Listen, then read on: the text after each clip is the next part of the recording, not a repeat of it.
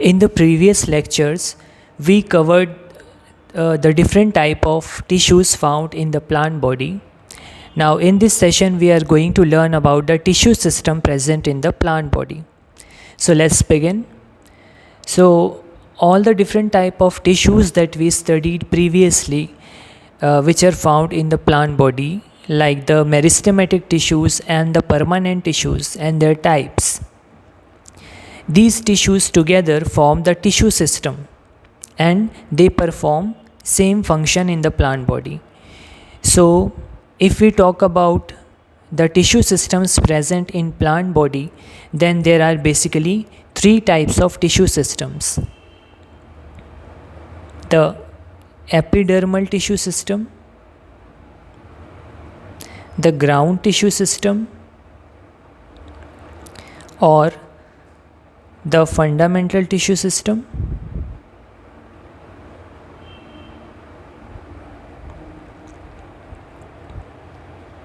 and the vascular or conducting tissue system.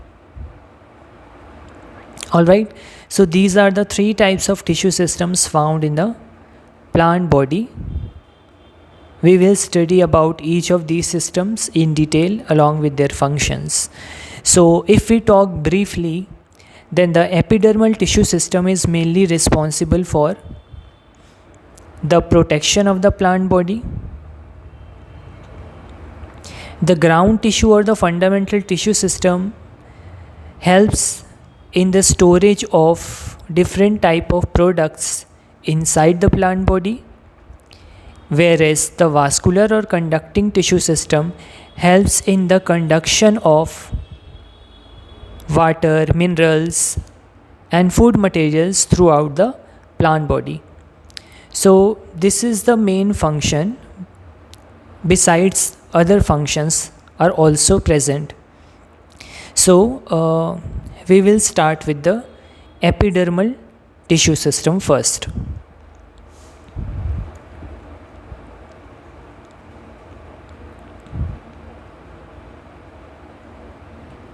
Now if we talk about the epidermal tissue system, the epidermal tissue system forms the outer covering of the plant body.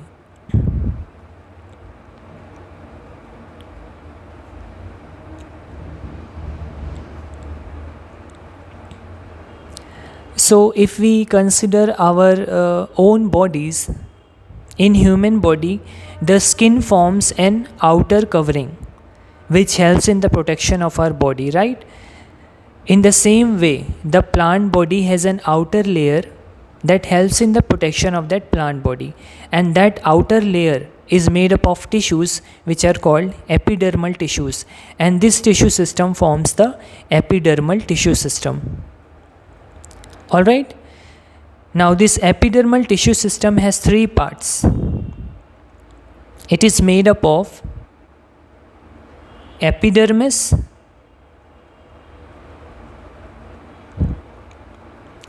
then stomata,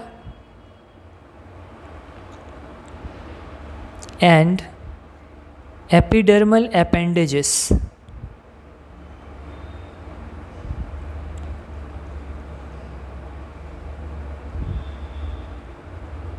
Epidermal appendages are usually trichomes or hairs.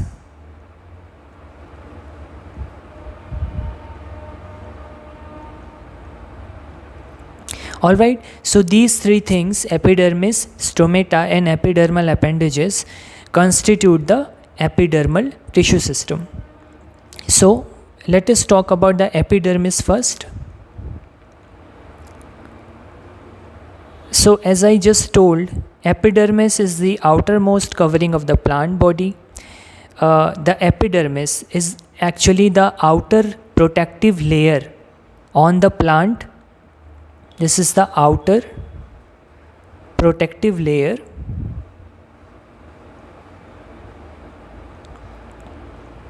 It is usually comprised of parenchymatous cells,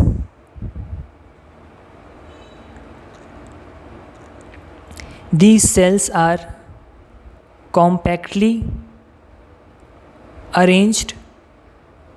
That means there will be no gap between the cells and they will be very close to each other.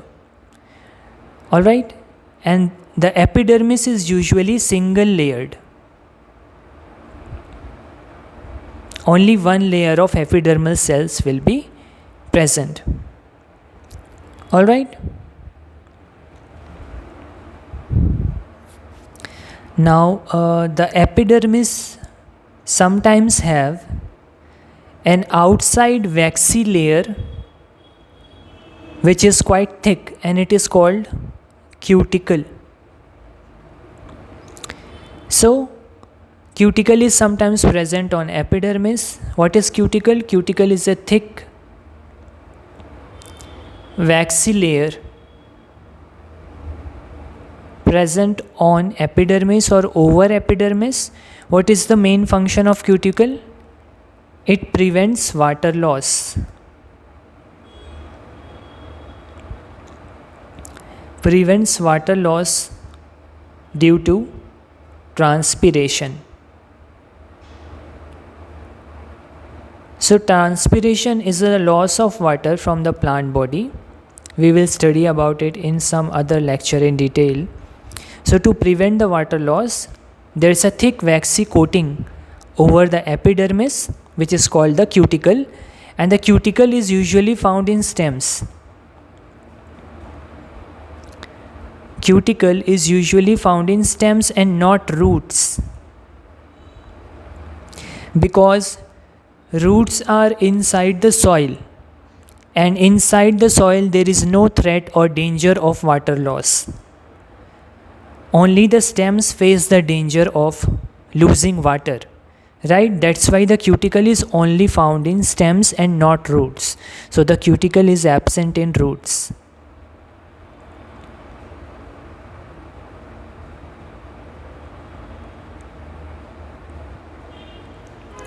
So this was about the epidermis. Now let us study about the other component of epidermal tissue system, which is the stomata.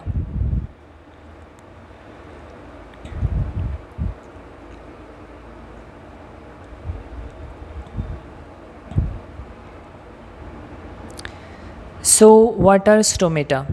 Stomata are special structures which are present on the epidermis of leaves.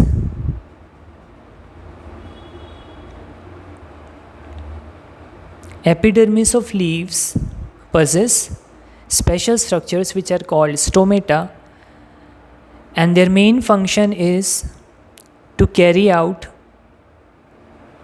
gaseous exchange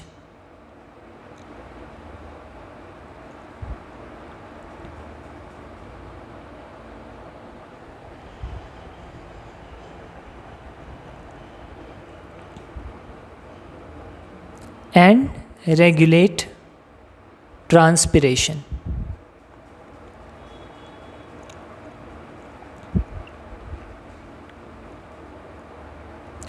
So in the leaves, the stomata are usually found on the leaves, on the epidermis of leaves, and they help in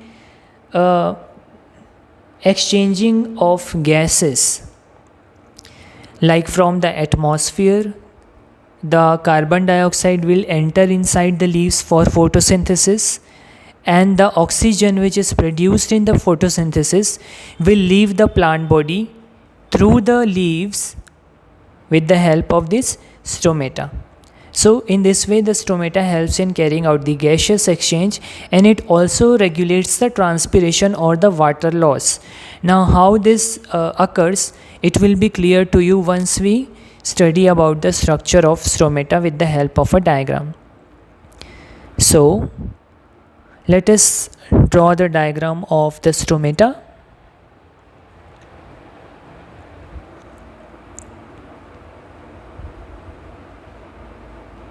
So if we talk about the stomata,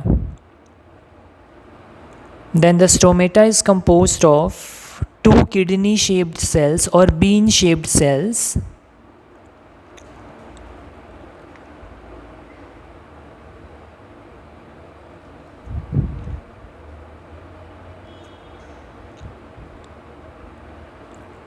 Alright, so these kidney shaped or bean shaped cells are called guard cells.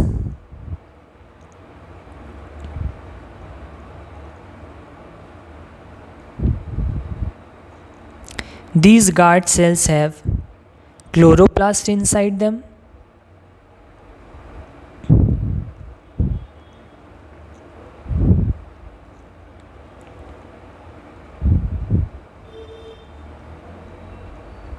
Then the inner wall of these guard cells are thick.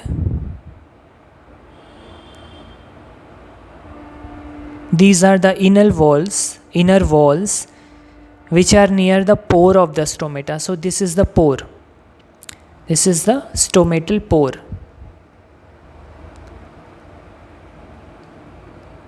This is the pore or the opening through which the gaseous exchange takes place, or the regulation of transpiration takes place. So near the stomatal pore, the walls of the guard cells are thick, whereas the outer walls, these outer walls of the guard cells are thin. Alright? So what happens when the guard cells are turgid? When the guard cells are turgid, as you can see in this diagram, when they are full of water, they become swollen or turgid, and the stomatal pore opens. So once the stomatal pore opens, the gaseous exchange can take place and the transpiration can take place. Now when the water loss is more, or when there is scarcity of water, then these stomata or the guard cells, they shrink because of lack of water. So when they shrink or when they are flaccid, then this stomatal pores closes. So let me draw.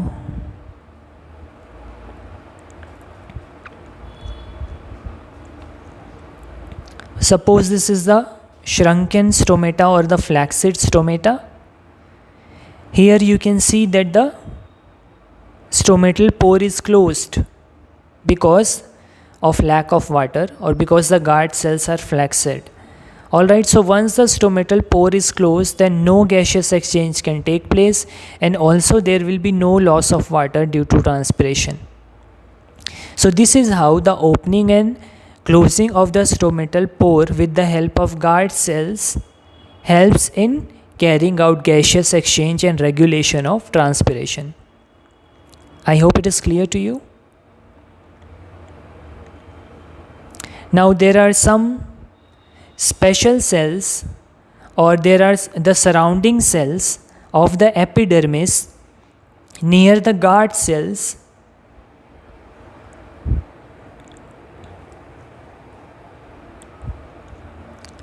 These surrounding cells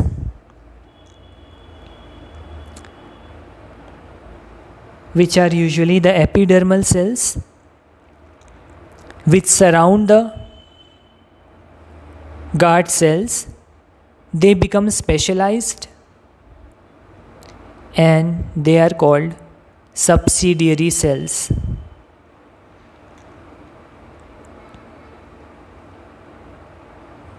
Okay, so the subsidiary cells are cells which surround the guard cells, and then there will be epidermal cells here.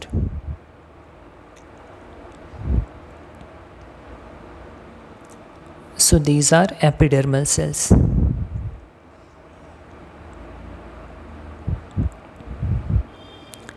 So this is the structure of a stomata. And these three components, that is guard cells, stomatal pore and the subsidiary cells, these three together are called stomatal apparatus.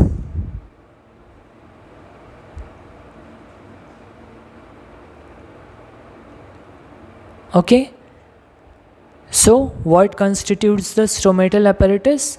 The guard cells along with the stomatal pore and the epidermal cells.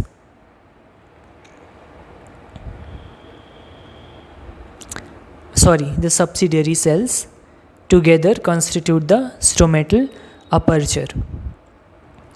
So if we talk about grasses, then in grasses the shape of the guard cell is a bit different. Here we studied that the guard cells are kidney shaped or bean shaped, but in case of grasses we find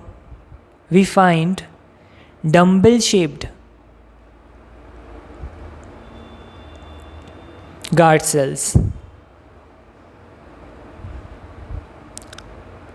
So how it looks? It looks like this. The stomata looks like this. The guard cells are dumbbell shaped.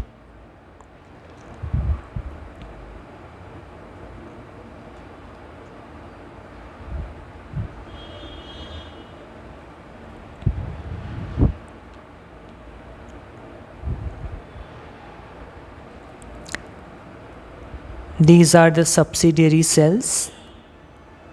Subsidiary cells are the cells which surround the guard cells, and they are specialized cells, right? And then there will be epidermis here. So these are the dumbbell shaped guard cells found in grasses.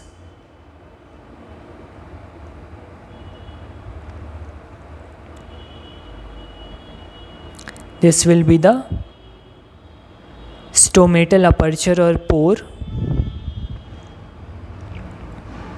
and these are the subsidiary cells.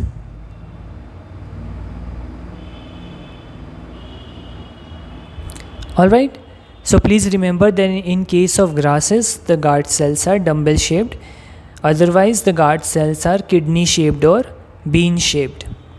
So I hope the structure of stomata along with its function is clear to you. So this completes the second part of the epidermal tissue system, which was the stomata. Now let us look into the third component, which is the epidermal appendages or trichomes and hair. So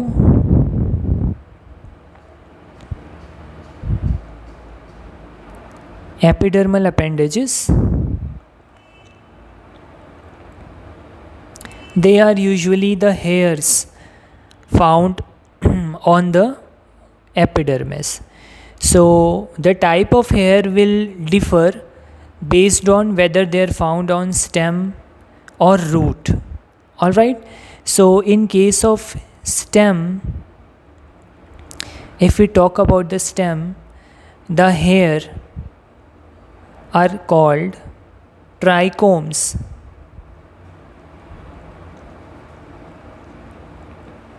So if the hair is present on the epidermis of stem, they are called trichomes.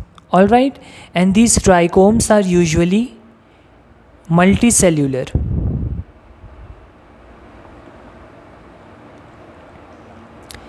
They are usually multicellular. They can be branched or unbranched.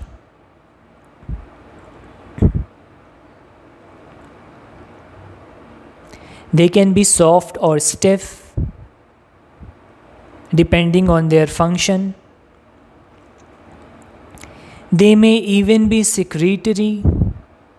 That means they can carry out the function of secretion of any type of plant material, right? So suppose there is a plant which has hair on its epidermis, and the plants are usually eaten by herbivores, right?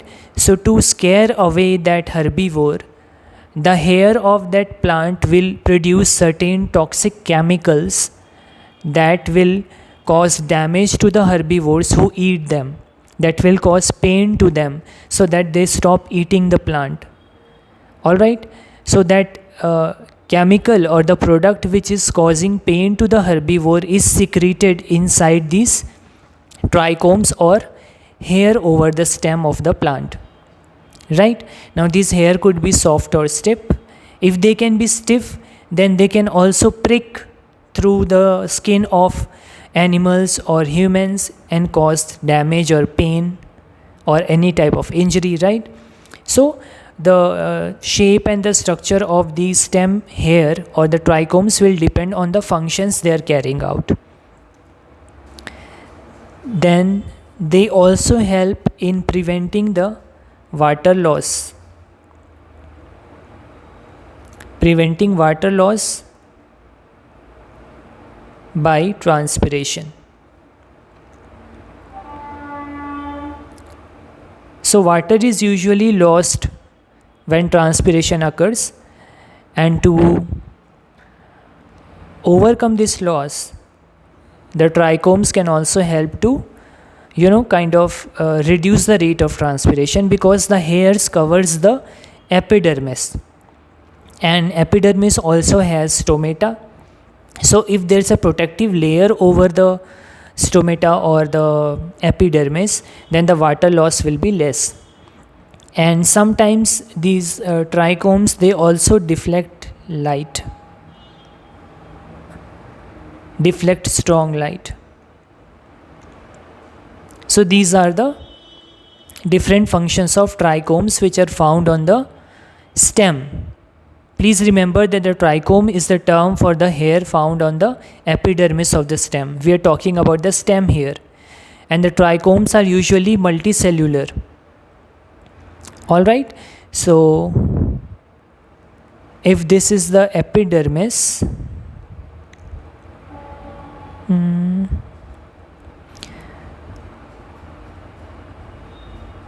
if this is the stem and the outer layer is epidermis, then this will bear this multicellular hair like this. They can have branches, alright, and carry out different functions. So this is the stem, and these are the multicellular trichomes. So this was about the stem. If we talk about root,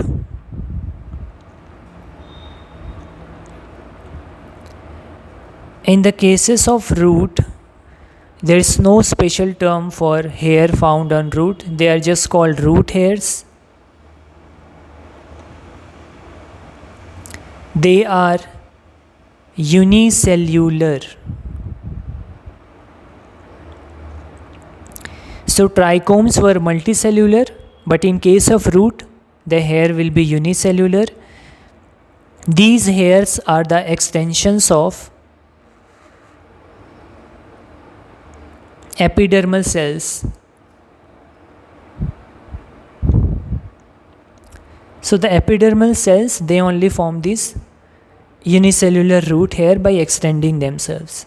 Alright, and the main function will be, since this is a root, so the main function is to absorb water and minerals, right? So these unicellular root hairs, they increase the surface area.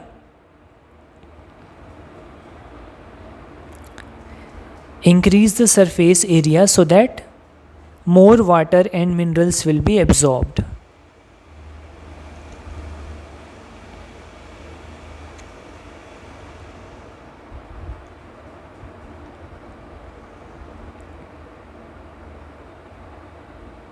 Alright.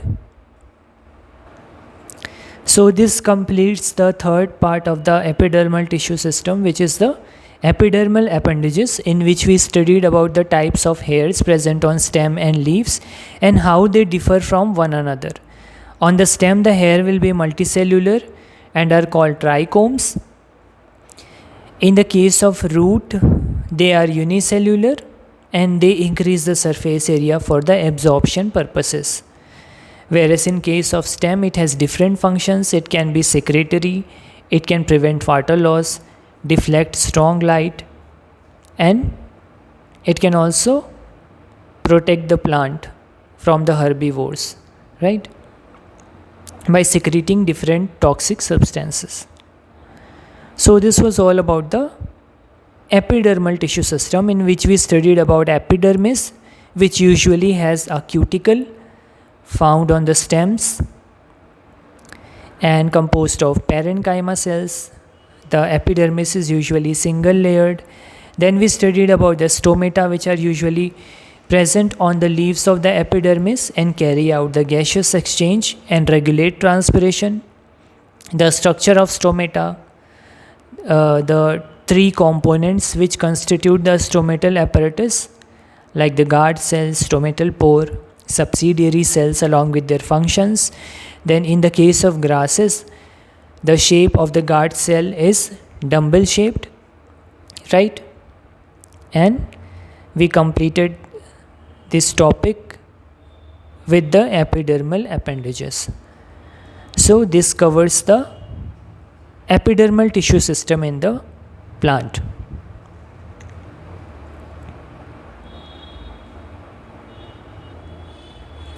Now let us study about the second type of tissue system, which is the ground or fundamental tissue system.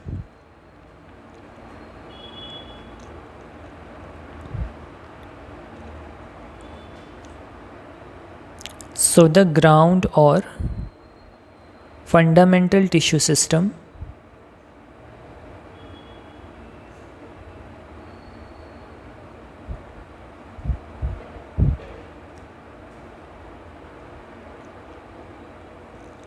Now this tissue system is mainly responsible for the storage of various kinds of products which are formed inside the plant.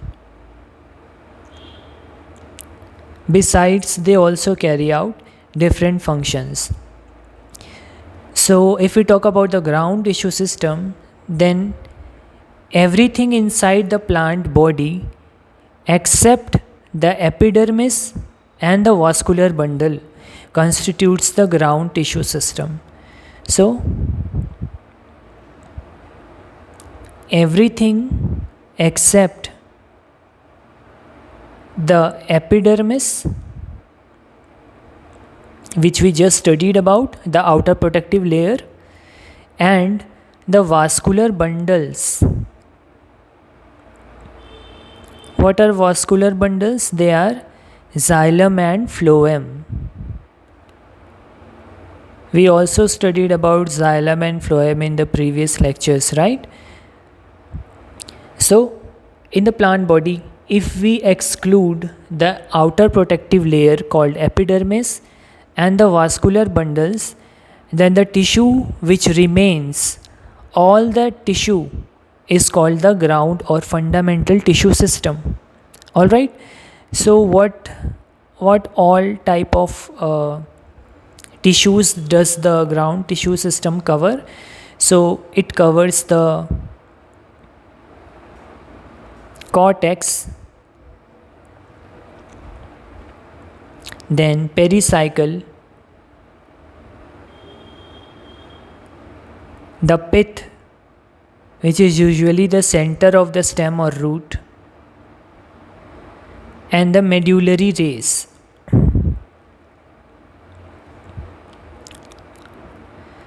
So what are these parts? Cortex, pericycle, pith and medullary rays. We will study about these parts when we study about the dicot and monocot stem and roots, the anatomy of stem and roots. There these terms will be clear, what is cortex, pericycle, pith and medullary rays. Alright. For now you just have to remember that the ground tissue system comprises of these parts. Everything except the epidermis and vascular bundle. So the ground tissue system has cortex, pericycle, pith and medullary rays. Now if we talk about the type of cells found in the ground system, then it comprises of parenchyma, collenchyma and sclerenchyma, the simple type of cells.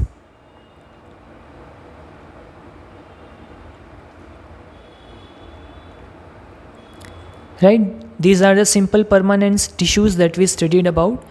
So these tissues or the cells constitute the ground tissue system. Now this was mainly about the stem Alright, so whatever we studied here, this will be mainly concerned with the anatomy of root and stem. But if we talk about leaves, then the ground tissue of the leaves is consist of thin-walled parenchymatous cells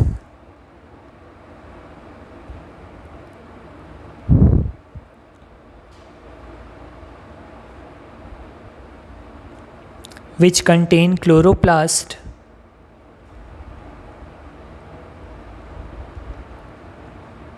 and these cells are called mesophyll cells.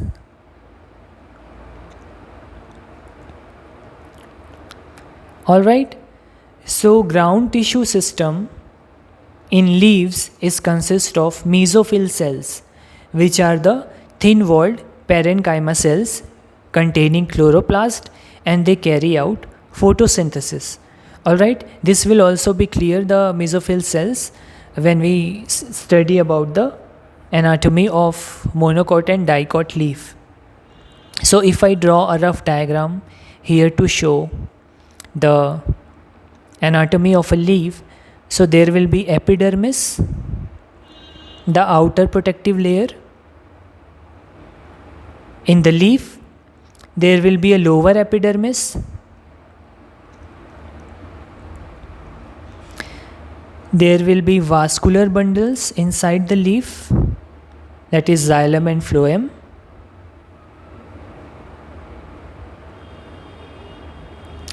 Then the rest of the space in the leaf is filled by these mesophyll cells like this.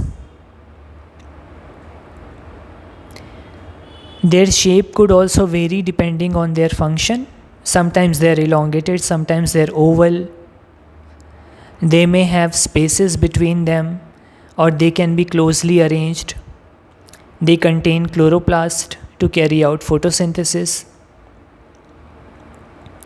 So these special parenchyma cells, which are thin-walled containing chloroplast, found in the leaf are called mesophyll cells.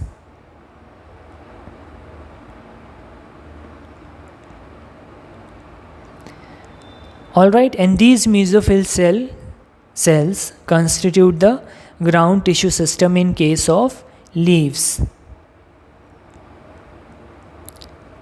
Alright, so I hope the ground tissue system is clear.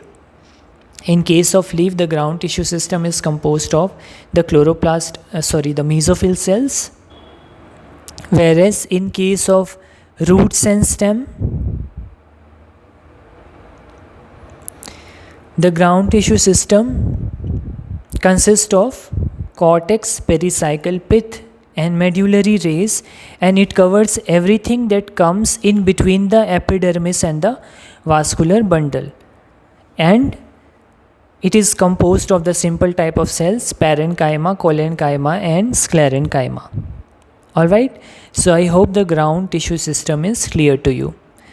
So in this lecture we will just cover about the ground tissue system and the epidermal tissue system. In the next lecture, we will study about the conducting tissue system or the vascular tissue system, in which we will learn about the xylem and phloem. Alright?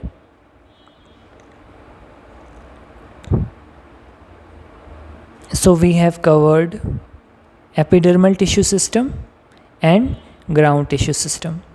Alright, we will start with the vascular tissue system in the next session. So that's all for this lecture.